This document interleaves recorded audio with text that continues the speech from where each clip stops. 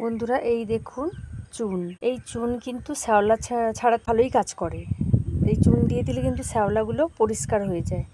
তো বন্ধুরা আমি এখন চুন কিছুটা টবের মধ্যে অল্প অল্প করে শুকনো চুন ছড়িয়ে দেব। আর বন্ধুরা চুন এমনিতেই গাছের শিকড় বৃদ্ধি করতেও সাহায্য করে। আর এই বর্ষার সময় যাতে নতুন শিকড় তৈরি হয় তার জন্য ও মাঝে মধ্যে 15 দিন অন্তর ওই প্রত্যেক টবে খুব মানে চা চামচের হাফ চামচ করে বা টব অনুযায়ী যেটা যেরকম, বড় টব হলে আমি 1 চামচ দেব, আর খুব ছোট টব হলে আমি অল্প মানে আমার পরিমাণ মতো। সব জিনিসই কম দেওয়াই ভালো, কারণ হচ্ছে আমি বারবার দেব কিন্তু একসঙ্গে এক গাদা দিয়ে আমি গাছের ক্ষতি করব, সেটাও করা উচিত না।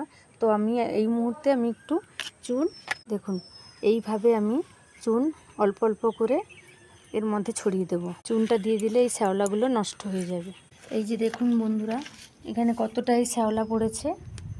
তো আমি এইভাবে মেঝের মধ্যে চুন ছড়িয়ে দিয়ে একটা ব্রাশ না যে কোনো জিনিস দিয়ে আমি এইভাবে ঘষে দেব।